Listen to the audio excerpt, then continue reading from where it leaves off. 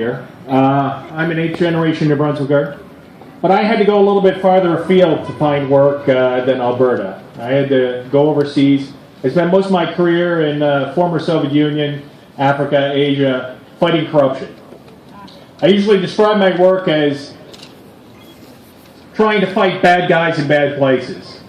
Well, I've come home now, and now I want to fight bad guys in good places. Like God's country, right? So I also have a son called Sam. He's a 9th generation New Brunswicker, so I feel a little bit partial to the same thing, trying to bring a little bit of transparency and accountability to what goes on here. So after seeing what went on in the economies in Eastern Europe, and you saw how oligarchs took over in places like Russia and elsewhere, everybody cries and says, how terrible is that? How is that possible that an economy can be captured by a small number of political and economic interests? How is it possible that you fuse economic and political power?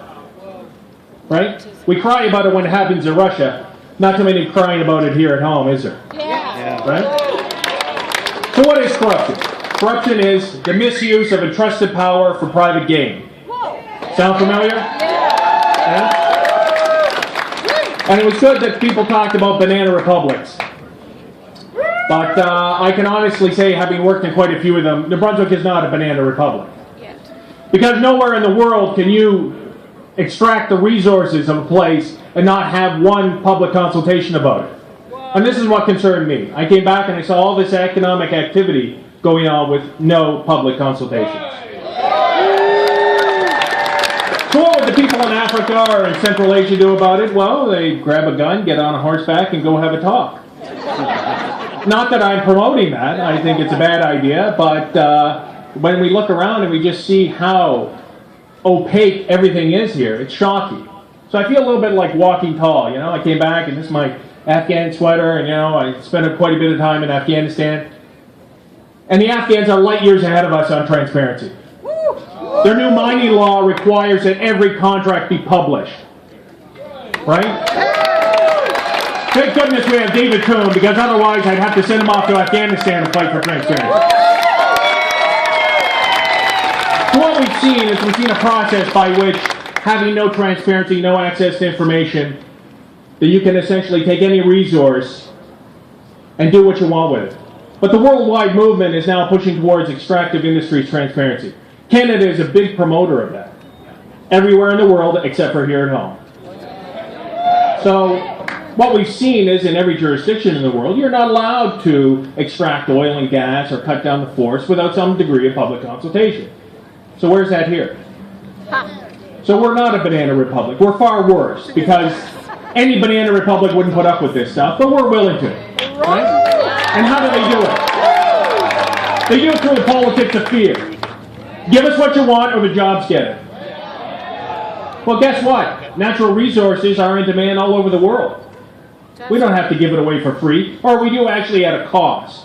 It would be actually good if we gave away the natural resources for free, because we wouldn't have the huge deficit we have. So at the end of the day, it's time for us to stand up and say enough is enough.